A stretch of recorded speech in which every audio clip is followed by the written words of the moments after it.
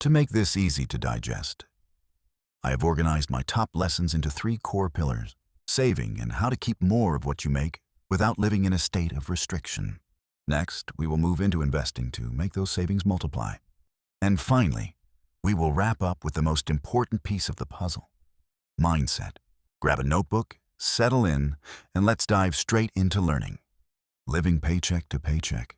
You can escape. Here's exactly where to start. Just save 20% of your income. Whoever gives that advice has clearly never reached the 20th of the month with nothing left. If saving feels impossible right now, this video is for you. And I promise it doesn't start with giving anything up. Here's exactly what you're getting. You can escape paycheck to paycheck. First, something you need to hear. You don't lack discipline. We're going to change the math instead. Step 1. Start with 1%. 20% feels impossible. 1% of a $2,000 paycheck. Set up an automatic transfer. Because once the pipe exists, making it bigger later takes one tap. Building it from nothing? That's the hard part. And after this payday, you'll have already done it. Think of it like planting a seed. Nobody looks at a seed and says that's too small to matter. The size isn't the point. The planting is. Step 2. Find the real leak. Every money guru says the same thing: skip the coffee, skip the milk tea, no more small joys for you. But let's look at where your money actually goes. Housing. Transport. Food. These 3 eat 60, 70, sometimes 80% of a tight paycheck. That's where the real money hides, in the big 3, not the small joys. Food is the fastest win of the 3. Plan your meals before you shop, even roughly. Shop with a list, because a list is armor against the store's tricks. And cook 1 extra portion at dinner, so tomorrow's lunch is already handled. Families who do just this often free up real money in the very first month, without eating worse. Sometimes eating better. Transport. 1 day a week of cheaper travel, carpooling, the earlier bus, combining trips adds up quietly over a month. Housing is the slowest to change, but even asking about a better rate at renewal costs you nothing. The worst they can say is no, and you've lost 10 minutes. Notice what's missing from this list? Your coffee. Keep your small joys. They're not the problem, and honestly, they're part of what keeps you going. Fight the big battles instead. Step 3. Make 1 phone call. Somewhere in your bills, right now, a company is quietly overcharging you. Internet. Phone plan. Insurance. Streaming. And they're counting on one thing that you'll never ask. So this week, pick your biggest bill and call them. Say this: I've been a customer for years, my bill feels high, and I'm looking at other options. Is there a better rate available? That's the entire script. No arguing, no drama. Companies keep cheaper rates in their back pocket for exactly one kind of customer, the kind who asks. 10 minutes of mild awkwardness can lower a bill every single month, forever. That might be the best hourly rate you'll ever earn. And while you've got your bills open, find 1 subscription you forgot you had. Almost everyone has one. Cancel it, and that money joins your escape fund without you feeling a thing. Quick pause: if any of this feels doable for the first time, tap the like button and subscribe. This channel makes money simple, and you're exactly who it's for. 2 more moves. Step 4. The 24-hour rule. When money is tight, 1 unplanned purchase can undo an entire week of careful work. So make 1 deal with yourself: anything you want but don't need waits 24 hours in the cart. Not forever. Just 1 day. If you still want it tomorrow, and the money's truly there, buy it, guilt-free, no shame. But here's what actually happens most of the time: tomorrow you opens the app, looks at the thing, and quietly closes it. The craving expired overnight. That's not sacrifice. That's just letting the wave pass before it charges you. The cart doesn't judge you for leaving things in it. Step 5. Protect your escape with a tiny buffer. Here's the part almost nobody talks about. The flat tire. The school fee. The tooth that picks the worst possible month. So the money you free up in steps 2 and 3? It goes to a small surprise fund first. The target, $100. And when you hit it, mark the day. The tools that help automate your financial journey are linked in the description, free tools included. Now let me show you what the road actually looks like. 1% becomes 2. 2 becomes 3. So here's the whole video in one line. And honestly, watching a video about money. Drop a comment and tell me which move you're doing first. And once you've freed up some slack. The janitor who secretly died. With $8 million, his whole plan fits on one page. When the janitor died, his town found out he was worth $8 million. Not the doctor. Not the lawyer. Not the businessman with the luxury car. The janitor. This is a true story. Not a parable. Not a myth. A real man, a real town, a real $8 million. His name was Ronald Red. He lived his entire life in Brattleboro, Vermont. A small town most people have never heard of. Ronald Reed was born in 1921. He was the first person in his family to graduate high school. He hitchhiked to get there every single day. He grew up on a farm with no electricity. The school was 4 miles away. He walked it or hitched a ride when he could. Remember that. He started with almost nothing. No inheritance. No trust fund. No lucky break. World War II came. Ronald served. He came home, and he took the first job he could find, pumping gas at a local station. Filling tanks. Checking oil. Collecting a small paycheck. And quietly, very quietly, putting a little aside every single time. After that, he became a janitor at a local department store. He worked there for 17 years. He retired at 76. Quietly. Without fanfare. Now here's what everyone in town saw. An old jacket held together with a safety pin. A beat-up used car. Firewood to heat his house. Coffee and a simple breakfast every single morning. They thought he was poor. He could afford it. He ate breakfast at the local diner nearly every morning. He could have bought the diner. And frankly, he probably could have bought the whole block. In June 2014, Ronald Red passed away at the age of 92. And when the will was read, the town was stunned. $8 million. And then came the part nobody expected. He gave it away. $1.2 million to the local library. $4.8 million to the hospital. The rest to family and friends. A janitor, changing his town forever. So, how? How does a gas station attendant turned janitor die with $8 million? The answer is sitting in a safe deposit box full of stock certificates. 3 rules. Followed for decades. Rule 1. Spend less than you earn. Every paycheck, every month, every year. Ronald never upgraded his lifestyle. He never bought more because he earned more. Lifestyle creep. That's the trap. When your income goes up, your spending goes up to match it. Ronald never let that happen. His lifestyle stayed exactly the same decade after decade. Rule 2. Invest in great companies and hold them. Ronald bought stocks in banks, utilities, railroads, consumer brands. Boring, stable, dividend-paying companies. And he held them for decades. He bought around 95 companies. 95. Not one genius bet. A wide net of solid businesses. When one went bad, the others kept growing. Rule 3. Reinvest everything.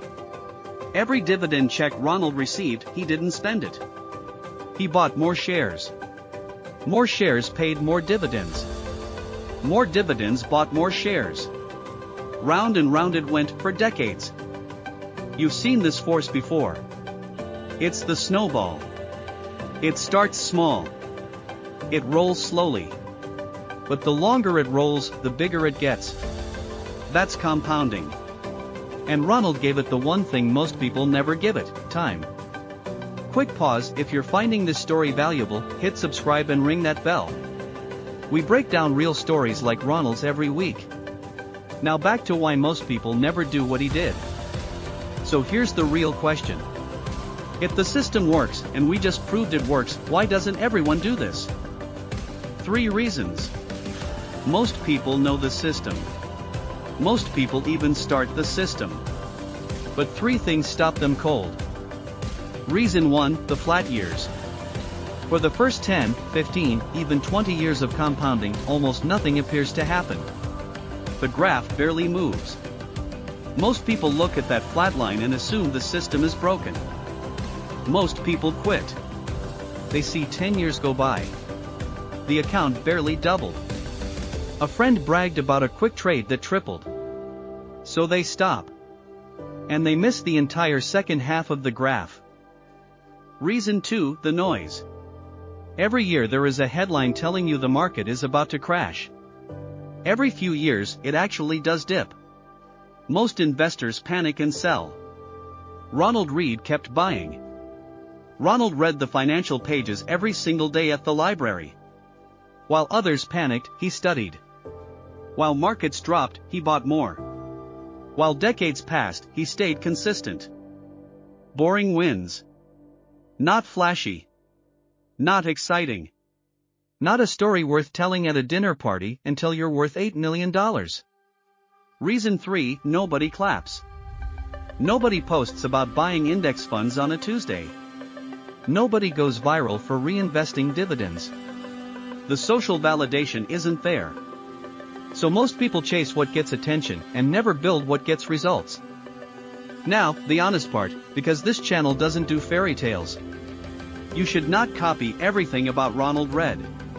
Don't give up every joy. Don't live in deprivation. What you copy is the system, not the suffering.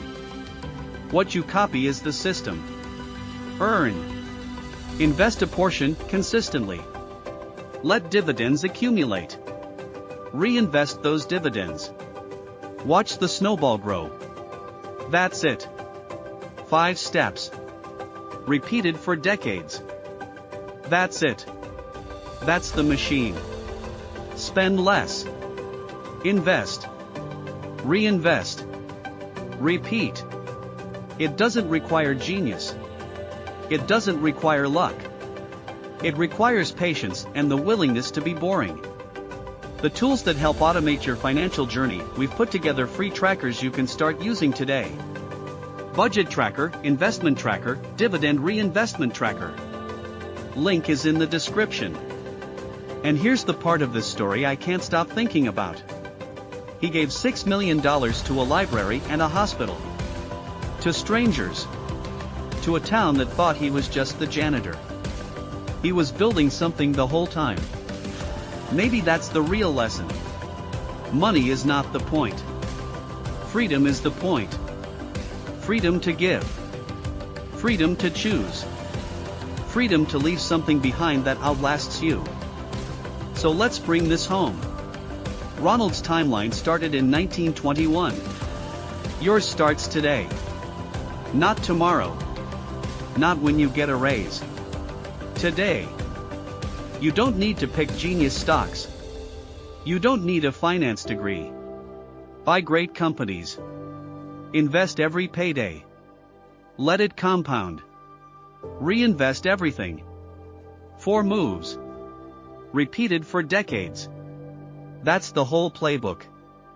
If a janitor from rural Vermont, with no inheritance, no connections, and no head start, can build $8 million on a gas station wage and a mop, what's your excuse? The best day to start was 20 years ago. The second best day is today. So drop a comment right now. When are you starting your snowball? Today? This payday? Next month? Tell me. I read every single one.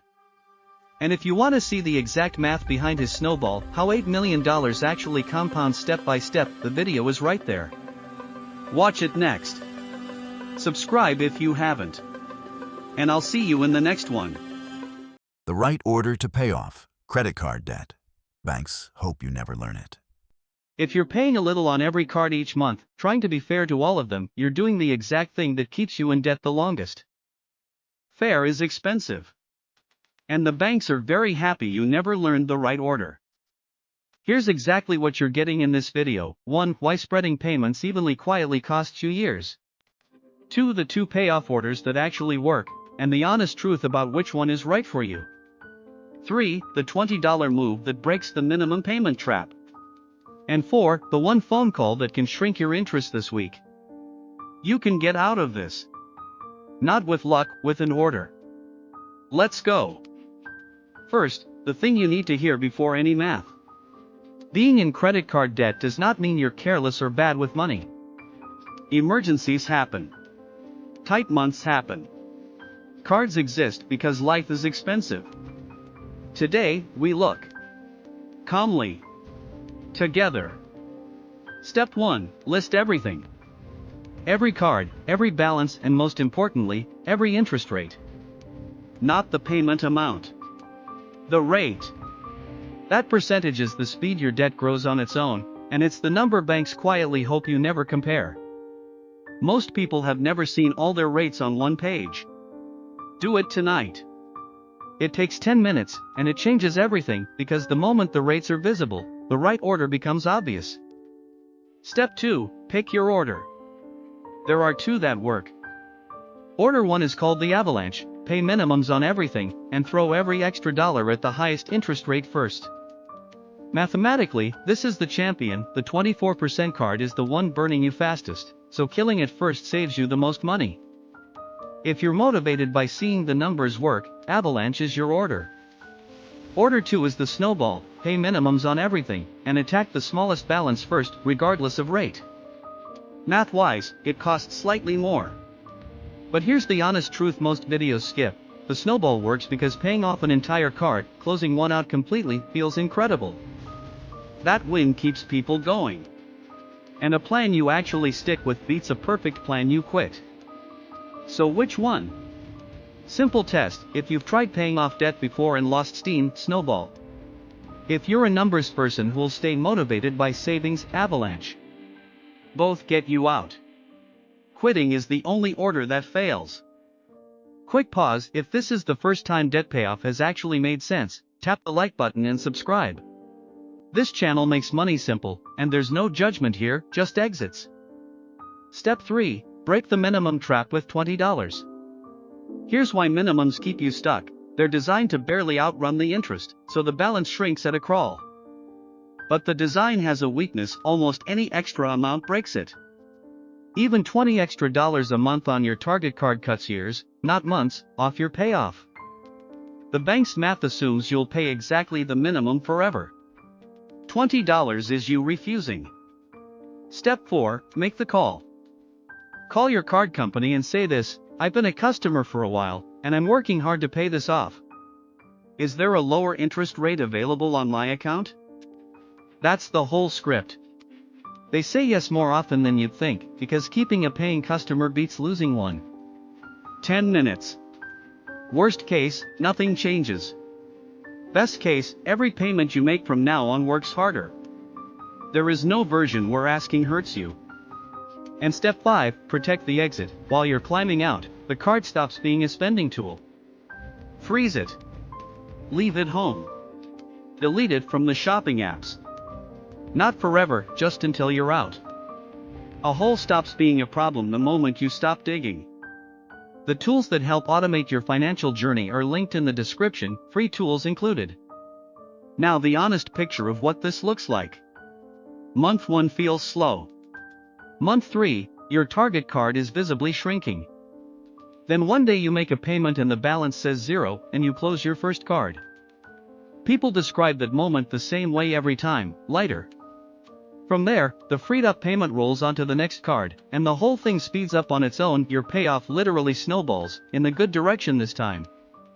So here's the whole video in one line: list every rate, pick your order, Avalanche for math, Snowball for momentum, add even $20, make the call, and freeze the card until you're out.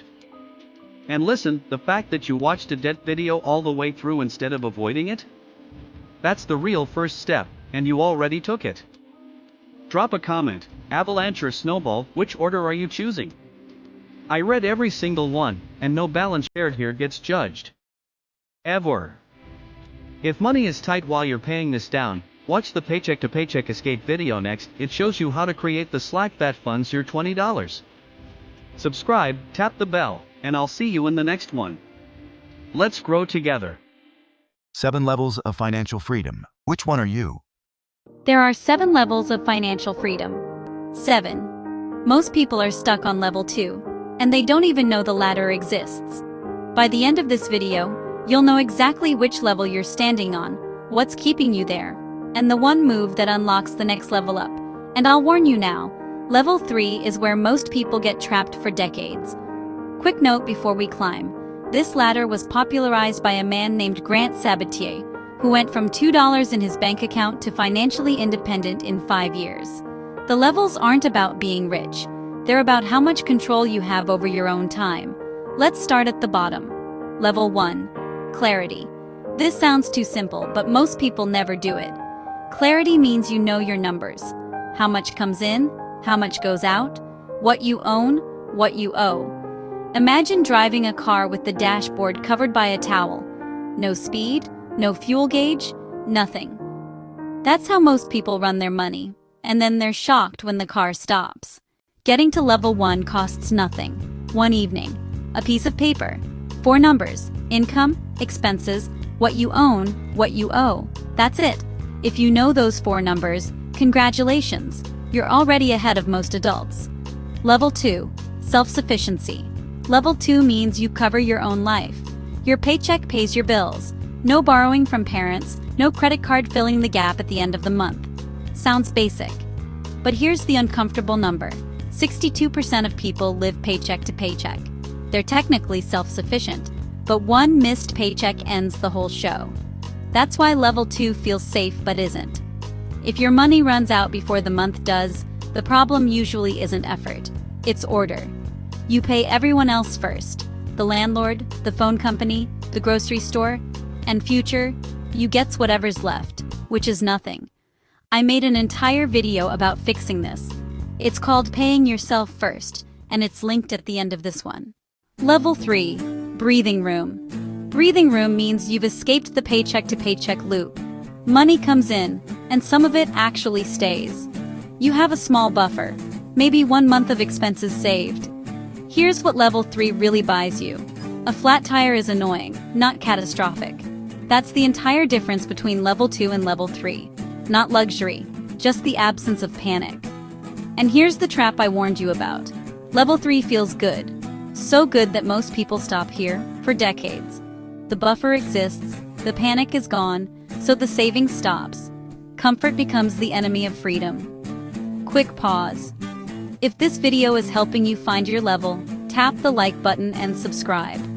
It genuinely helps a small channel like this one, and it costs you nothing. Okay, level 4. Level 4, stability. Stability means 2 things. Your bad debt is gone, the credit cards, the payday loans, the 20% interest anchors, and you have 6 months of expenses saved. 6 months is the magic number, because that's how long an average job search takes. At level 4, losing your job stops being an emergency. It becomes an inconvenience. Read that again. Losing your job. Inconvenience. The math to get here isn't fancy. It's the same boring system. Automate a fixed slice of every paycheck into savings before you can touch it. 5%, then 8, then 12. If you want the exact tracker for that system, I made one. The Pay Yourself First Budget Tracker. It's in the description. It costs $0, and it's the same one from my last video. Level 5, flexibility. Flexibility means you have at least 2 years of expenses saved and invested. At this level, money starts buying you the one thing it's actually for: time. 2 years of runway means you can quit a toxic job before finding a new one. Take 6 months off, move cities, retrain, say no. People at level 5 don't look rich. No sports cars, no mansions. They just have options. And options are the quietest form of wealth. Level 6. Financial independence. This is the level the entire FIRE movement chases. Financial independence means your investments generate enough income to cover your living costs. Forever. Work becomes optional. The common target: invest 25 times your annual expenses. If you live on $40,000 a year, that's $1 million invested. Sounds impossible from level 2. But remember, nobody jumps the ladder. Every level up makes the next one mechanically easier, because the same automated system keeps compounding underneath you. Level 7. Abundant wealth. Level 7 is when money stops being a consideration at all. Your wealth grows faster than you could reasonably spend it. Most of us will never need level 7. And honestly, that's fine. The goal was never infinite money. The goal was level 5 or 6, a life where your time belongs to you. So, which level are you on? Be honest. Drop your number in the comments. I read every single one, and I'm building future videos around the levels where most of you are stuck. And here's your homework. Whatever level you're on, the move to the next one starts the same way. Pay yourself first, automatically, before life eats the leftovers. The Pay Yourself First budget tracker in the description walks you through it. It's $0, and a small tip supports the channel if it helps you. If you want the full system for escaping level 2, watch this video next. It breaks down the exact budgeting fix step by step. And if you're new here, this channel makes money simple. 2 videos a week. Subscribe, tap the bell so you don't miss the next level up guide, and I'll see you in the next one.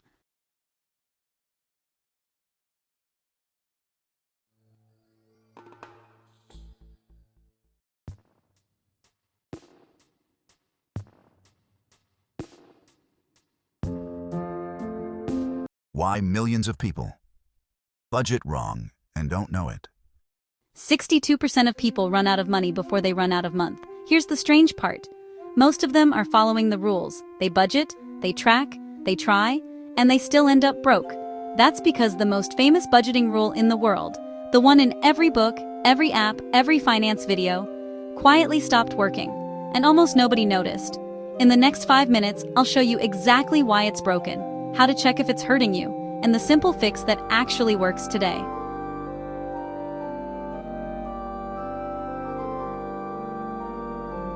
First, the rule itself. It's called the 50-30-20 rule, and it's beautifully simple.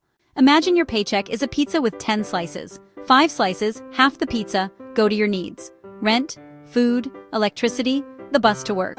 Things that keep you alive. 3 slices go to your wants. Streaming, eating out, new shoes, the fun stuff. 2 slices go to savings. Money for future you. That's it. 50% needs, 30% wants, 20% savings. A US Senator named Elizabeth Warren made it famous in a 2005 book.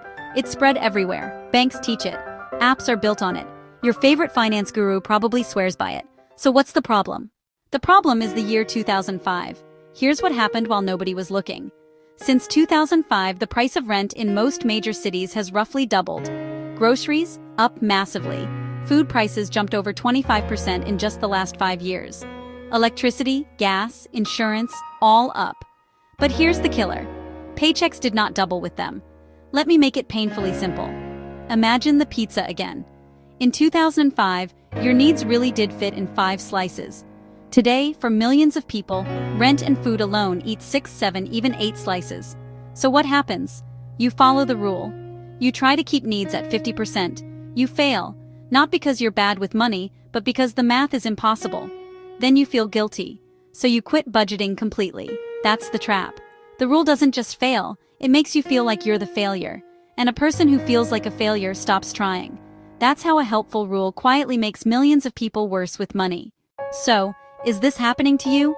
Here's a 60-second test. You need just 2 numbers. Number 1, your monthly take-home pay, not your salary, the money that actually lands in your account. Number 2, your true needs. Add up rent, utilities, groceries, transport, insurance, and minimum debt payments. Be honest. Coffee is not a need. Internet probably is. Now divide needs by income. If you get 0.5 or less, congratulations, the old rule still works for you. You're in the minority.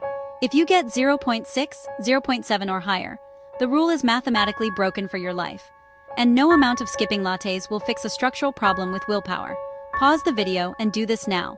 Seriously. This one number tells you more than any finance guru can. Now the fix. It's not a new percentage. It's a new order. It's called paying yourself first. And here's the simple version. The old rule fills the jars left to right.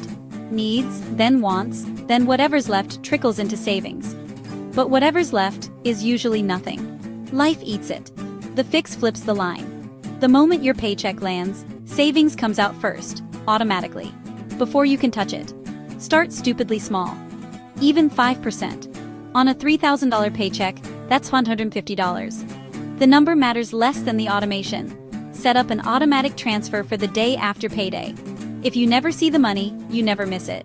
Then, and this is the part nobody teaches, give every remaining dollar one job. Rent money is rent money. Food money is food money. And you keep one small envelope called buffer for the surprise expenses that wreck normal budgets. A flat tire, a birthday gift, a vet bill. When surprises have their own jar, they stop stealing from your savings. That's the whole secret. Your budget stops breaking because you finally planned for it to be attacked.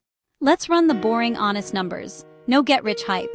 You automate just $150 a month. In 1 year, that's $1,800 sitting in an account, probably the first real emergency fund of your life.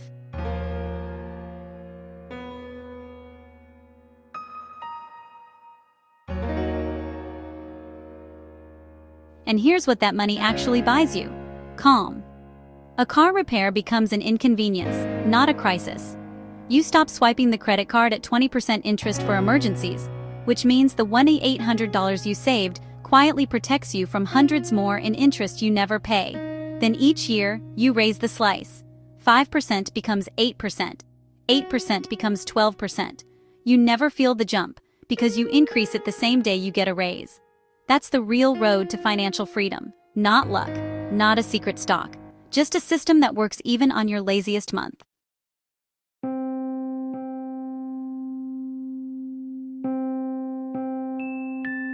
So here's your takeaway. The 50-30-20 rule isn't evil, it's expired. Check your real number, flip the order, pay future you first, automate it so discipline is optional. If you want a simple, ready-to-use template to automate this exact tracking system for your own life, I've put a PDF guide in the pinned comment below. Download it, plug in your numbers, and take control.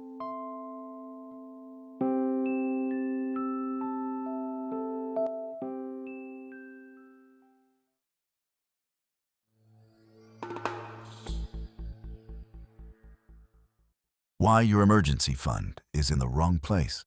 Same $10,000, same year. One account pays you $5, the other pays you $400. Most people are in the $5 account, and nobody ever told them the $400 one exists. Here's why. Most traditional banks pay around 0.01% interest. That's not a typo. On $10,000, that's about $1 a year. Some pay 0.5% if you're lucky. Call it $5, maybe $50. If you have an emergency fund sitting in a regular bank account, this video is going to annoy you, and then fix it. Here's exactly what you're getting. 1. Why the safe place everyone told you to keep your savings is quietly shrinking it. 2. The account that pays up to 80 times more, with the same safety and the same access. 3. How to check what your bank is paying you in under a minute. And 4. The simple 3-step move to fix all of it this week. Let's start with the part that stings. First, quick credit where it's due. If you have an emergency fund at all, you're ahead of most people. You did the hard part. You skipped things, you automated, you built the buffer. This video isn't about the saving, it's about the parking. Because here's what nobody mentions. Where your money sleeps decides whether it grows or shrinks. Think of it like this. Your money is asleep either way. That's fine. Emergency money is supposed to rest, not gamble. But some beds feed the sleeper, and some beds quietly shrink them. A regular savings account is a shrinking bed. Meanwhile, prices rise around 3% every year. That's inflation. The same force from our compound interest video, except this time the snowball is rolling against you. Your account balance stays the same, but what it can actually buy quietly shrinks year after year. Do nothing for 10 years, and your $10,000 still says 10,000 on the screen, but it buys about a quarter less. You saved perfectly and still lost. That's the trap of the wrong parking spot. Now, the fix. It's called a high-yield savings account, and it's the most boring miracle in personal finance. A high-yield savings account is exactly what it sounds like. A savings account that actually pays you. A high-yield savings account is exactly what it sounds like. A savings account that actually pays you. Instead of 0.01%, these accounts have been paying around 4%, sometimes more, sometimes a bit less as rates move. On your $10,000, that's roughly $400 a year, for doing absolutely nothing differently. Same deposit insurance protecting your money. Same ability to withdraw when the car breaks. The money is just as safe and just as reachable. So the obvious question, why does your bank pay you almost nothing? Because they can. Big traditional banks have buildings on every corner, and they know most customers never check the interest rate. They opened the account at 19 and never thought about it again. High-yield accounts mostly come from online banks.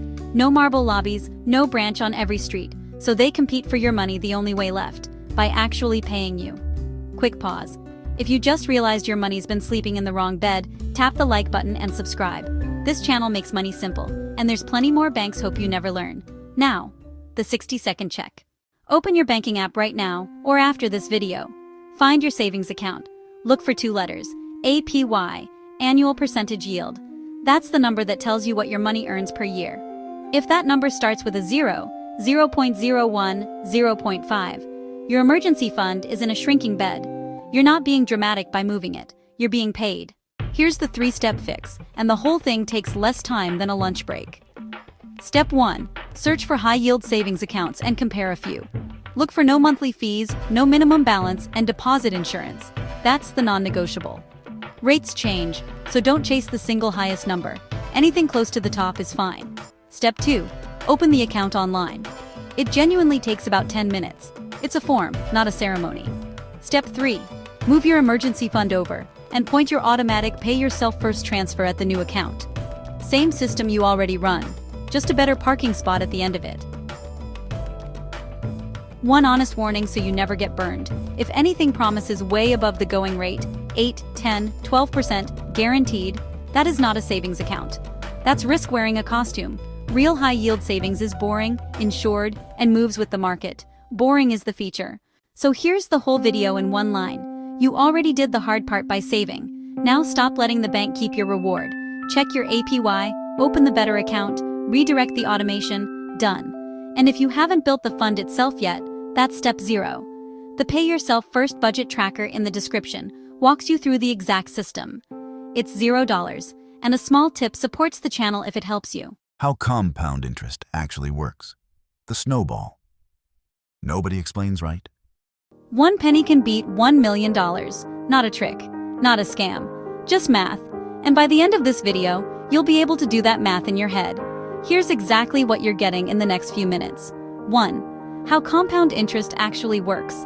Explained so simply a 5-year-old gets it.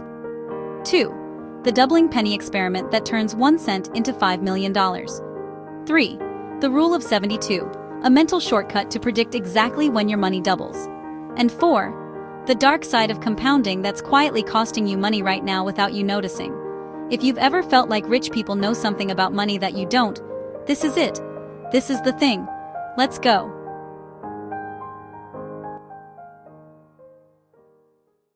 Oh, and Warren Buffett? Over 90% of his fortune arrived after his 65th birthday. Keep that in mind. By the end, you'll understand exactly why. Let's start with the snowball, because it's the perfect picture, and almost everyone tells it wrong.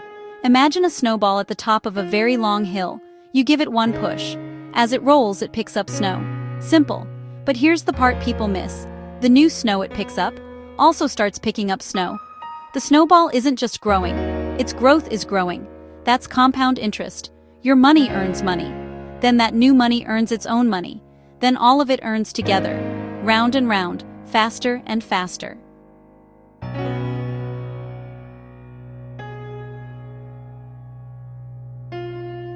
Simple interest is a worker earning a wage.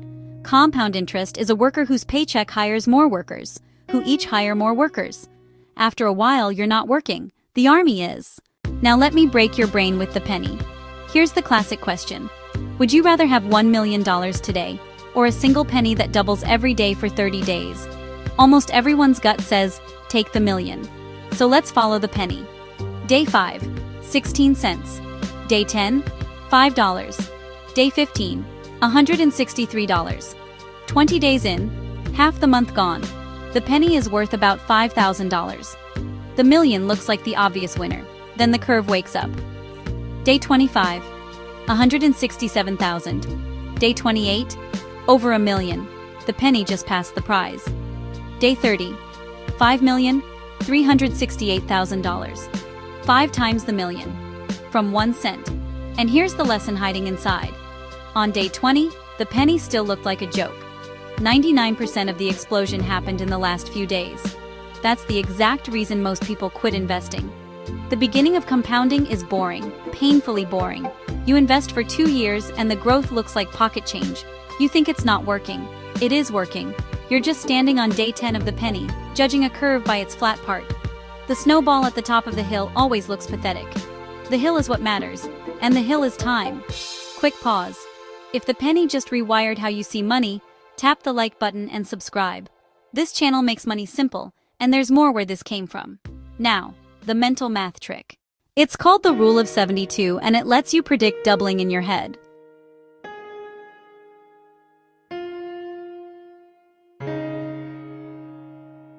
Take the number 72, divide it by your yearly return percentage.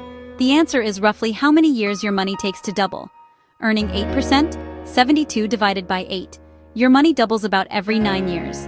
Earning 3% in a bank, 72 divided by 3, 24 years for one double. Same money, wildly different hills, and doubling stacks. 10,000 becomes 20, 20 becomes 40, 40 becomes 80. Each double takes the same time, but moves twice the money. That's the snowball again. The last double is bigger than all the earlier ones combined. So what does this mean for you practically? 2 things. First, start small, but start now. $50 a month into a broad, boring index fund feels like nothing. It's a penny on day 1. But every year you wait deletes the biggest doubles from the end of your curve, the exact doubles that built Buffett's 90%. Time is the one ingredient money can't buy back. Second, and please hear this part, compounding has a dark side. It doesn't care whose side it's on. Credit card debt at 20% interest is a snowball rolling at you. Run the rule of 72 on it. 72 divided by 20. Your debt doubles roughly every 3.5 years if untouched. The same force building Buffett's fortune is quietly working for the bank against you. That's why clearing high-interest debt isn't just responsible, it's stopping an avalanche.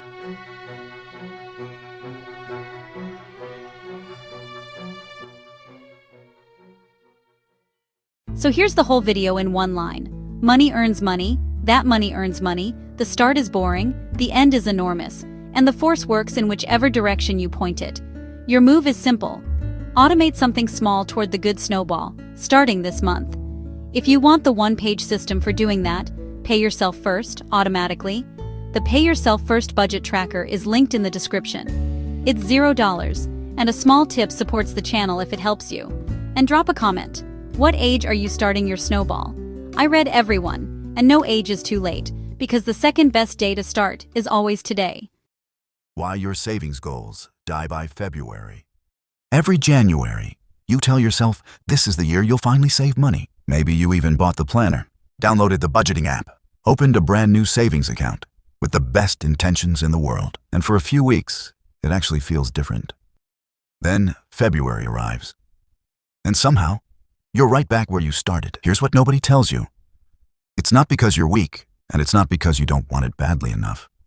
Your savings goals die by February for one specific, fixable reason. And once you see it, you'll recognize it in every goal you've ever abandoned. I'm going to show you that reason, and then hand you the fix that makes a goal almost impossible to quit. Here's what's coming. 1. The real reason goals die in week 3 every single time. 2. The 3-bucket method that fixes it for good. 3. How to set a goal your brain actually believes in. And 4. The one trick that makes saving automatic. So willpower stops being the thing holding the whole plan up. You've never had a discipline problem. You've had a goal design problem. Let's fix the design. Let's go. So why do these goals really die? It comes down to how the goal gets built in the first place. And most goals are built to fail before January even ends. Let me show you the 3 ways, because I think you'll recognize all of them. The first one, the goal is too vague. If you've ever written, "I want to save money," in a notes app and felt genuinely motivated in that moment, I get it, I've done it too. But that's not a goal. It's a wish. Your brain can't chase a fog. There's no finish line, no number, no date. Nothing to actually aim at. The second one. You know that feeling when you're actually making progress, but somehow the goal still feels impossibly far away.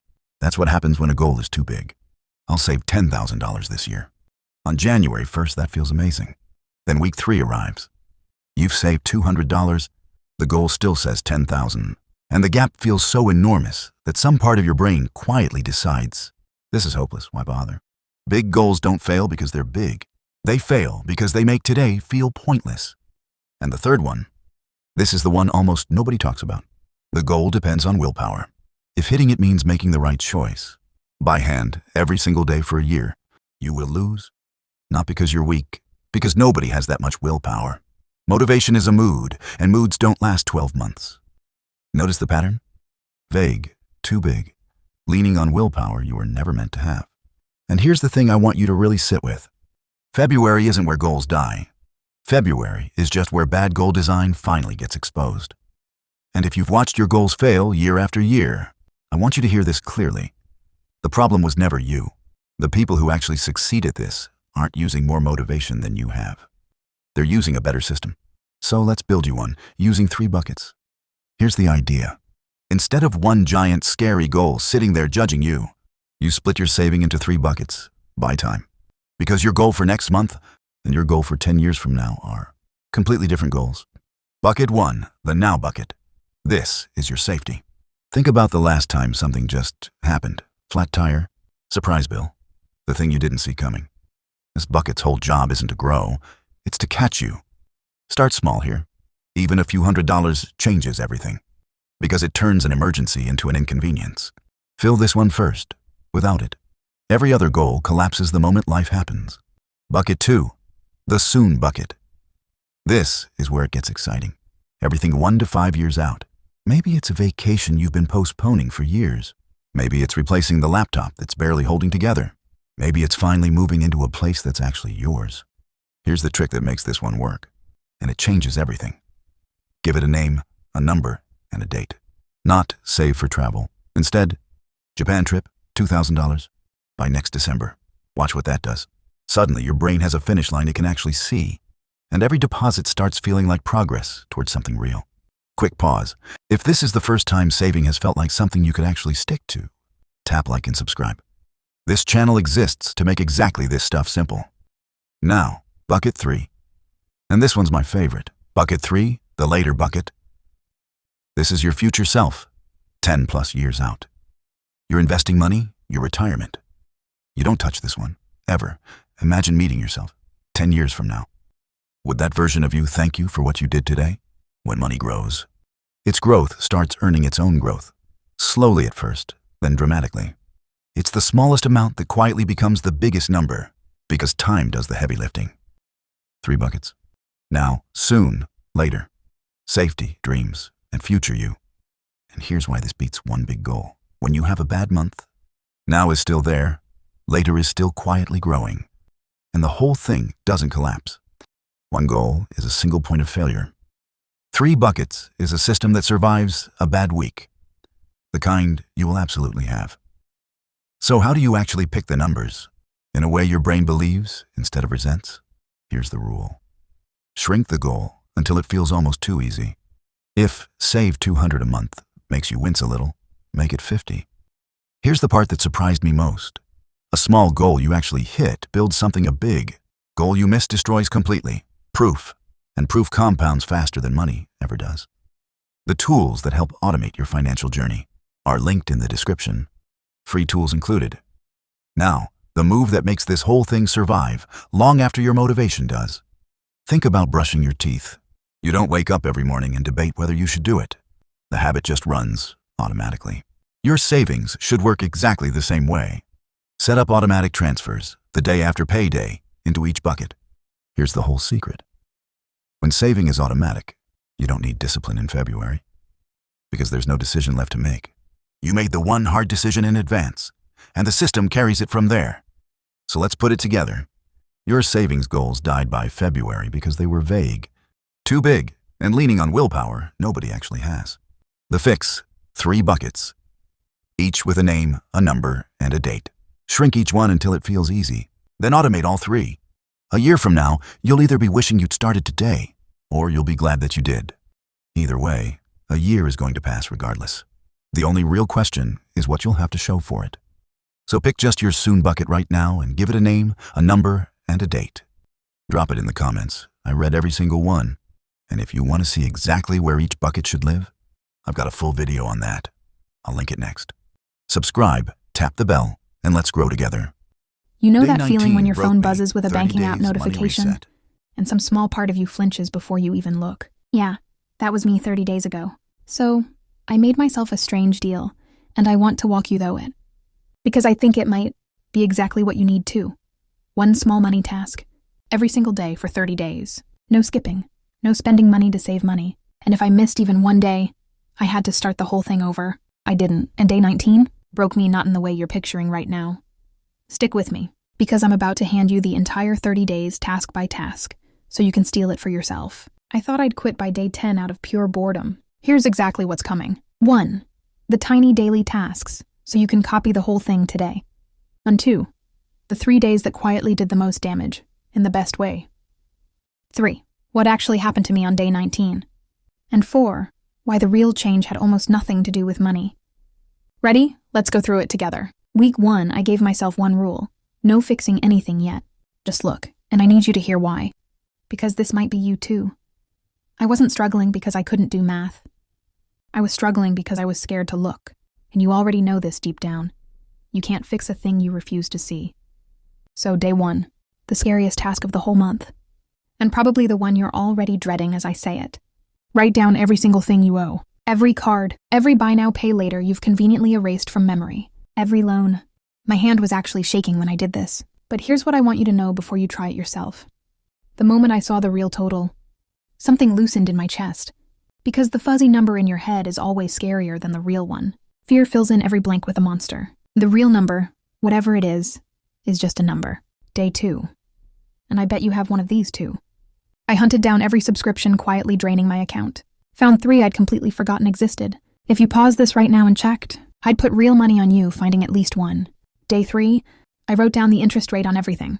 Not the payment, the rate, the actual speed each debt was growing on its own while I wasn't looking. By the end of week 1, I hadn't saved a single dollar. But you know what I did have? The fog was gone. And I'm telling you, that's worth more than the money, at least at first. Week 2, I finally let myself fix things. But only tiny things, not some dramatic overhaul. Small hinges, the kind that quietly swing big doors. Day 8, I canceled one subscription. Just the one. Day 9. And this is the one I really want you to hear. I set up an automatic transfer. A small slice of my next paycheck moving itself into savings the day after payday. So I never had to rely on willpower again. Day 10, I made the call. You know the one I mean. The awkward one where you ask a company for a lower rate. 10 uncomfortable minutes. It worked. And days 11 through 14 were more of the same size. Planned a few meals. Unfollowed the accounts that made me want to buy things. Gave myself a 24-hour timer before buying anything I wanted but didn't need. None of it felt like much while I was doing it. That was the trap neither of us would have seen coming. Quick pause, because if you're sitting there thinking, wait, I could actually do these. That's exactly the reaction I want. Tap like, subscribe, and comment the words day 1 right now if you're feeling it. Now let me take you into week 3, because this is where it stopped being about money at all. The tasks got quieter. Write down what you're actually feeling every time you reach for a shopping app. Track what sets off your spending. And here's what I found. And I suspect you'll find the same thing if you try it. It was never about the thing I was buying. It was a hard day. Boredom. Some stress I didn't want to sit with. I wasn't buying products. I was buying a feeling. Trying to patch something with a package on the doorstep. Then came day 19. The task looked almost boring written down. Add up everything you spent in the last year on things you can't even remember buying. Not bills. Not needs. Just the impulse stuff. The little treat myself. Moments you forgot by the next morning. I did the math, and I want you to know, I sat there and quietly fell apart.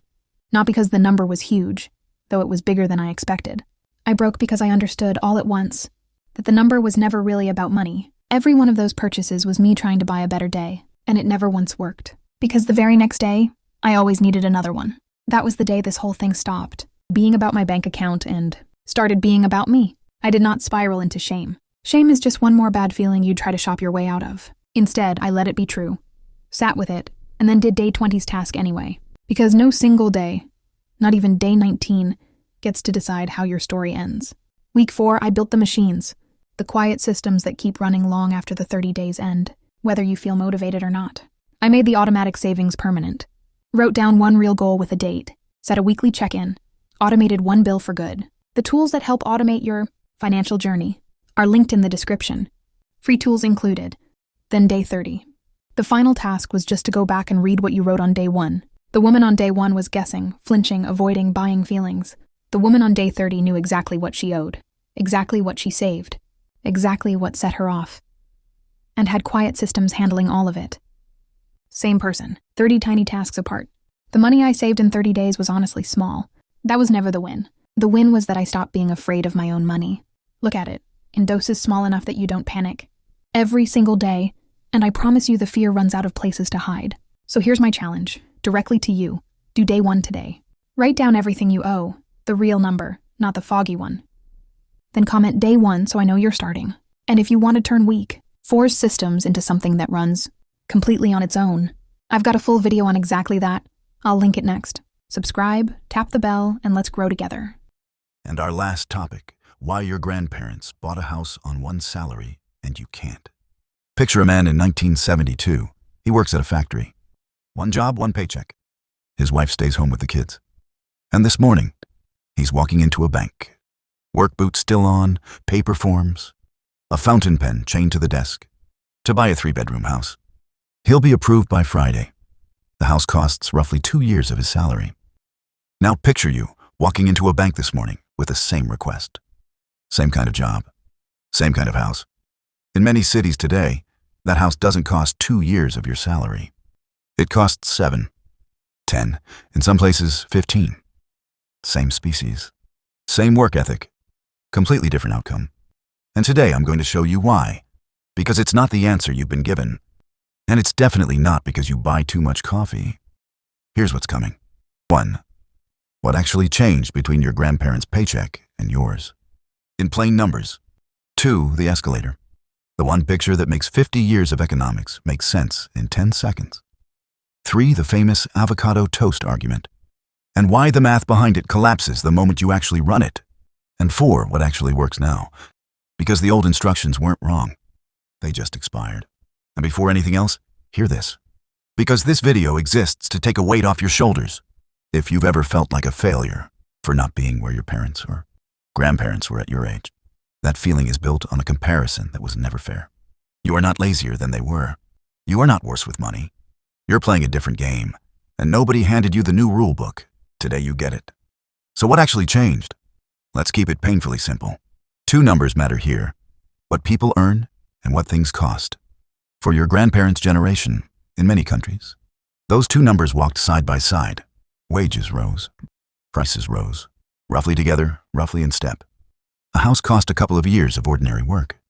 One income could carry a family not because that man was a financial genius, but because the math around him allowed it. Then, somewhere over the past few decades, the 2 numbers stopped walking together. Wages kept walking. But the price of the big things houses first among them started sprinting. Not everywhere equally, not all at once. But the pattern shows up across country after country.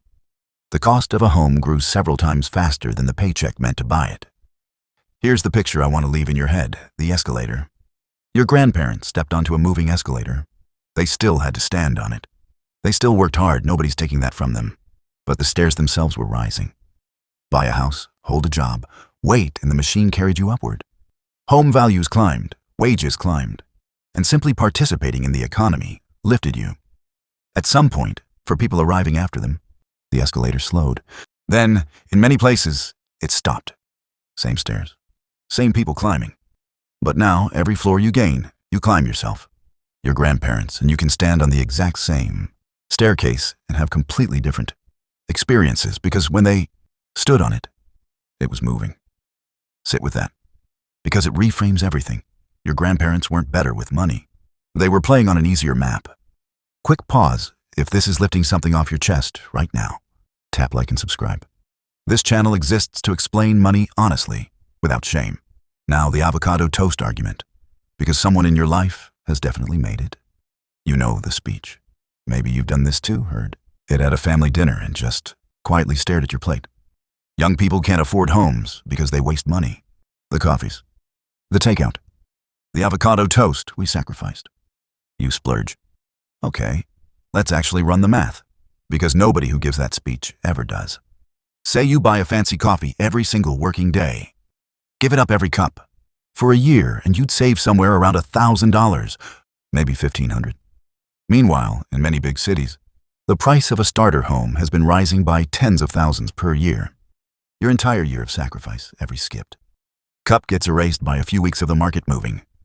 You cannot skip enough coffee to catch a sprinting house. Skipping coffee doesn't unmove a starting line. And here's the part that matters most. So hear it exactly. This is not small spending, doesn't matter. It does, you've seen me make that case on this channel. It's that small spending was never the reason this particular door got heavier. Blaming the toast lets the real story off the hook. The problem isn't on your plate. It never was. So, is the answer just give up? No. And this is where the video turns. Because the escalator stopping doesn't mean the building has no stairs.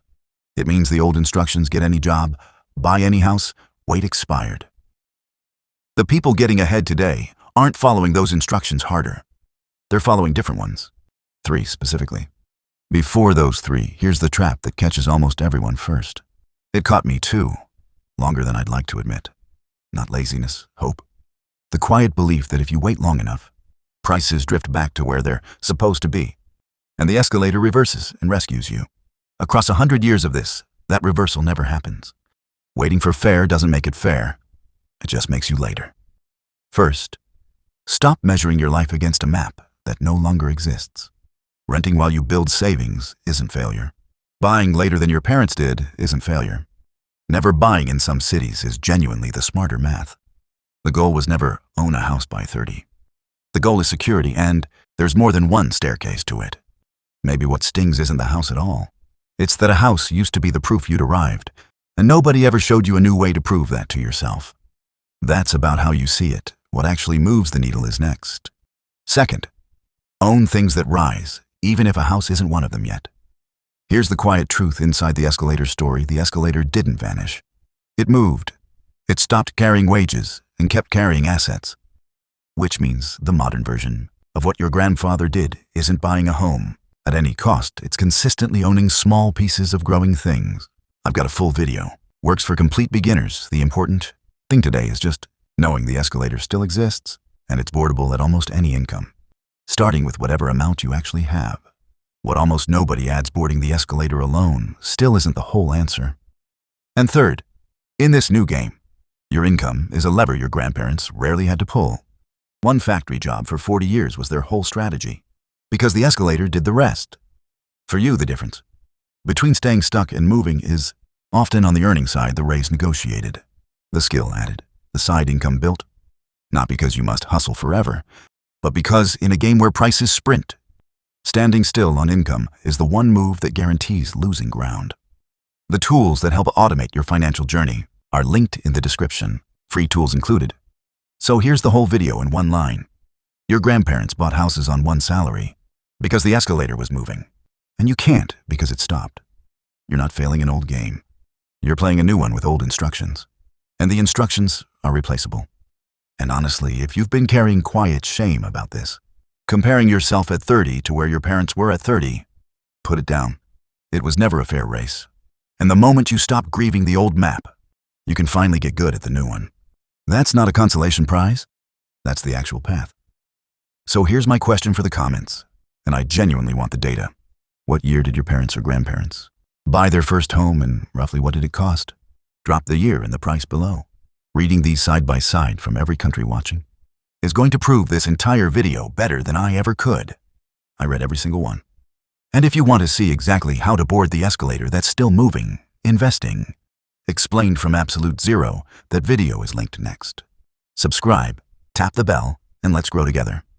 If you made it to the end of this full hour, congratulations.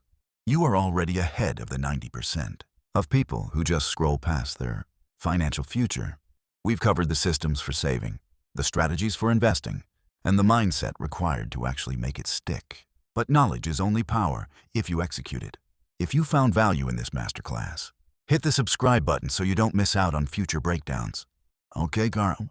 And if you're ready to take the next step in building your wealth, click the video on the screen right now. I'll see you in the next one.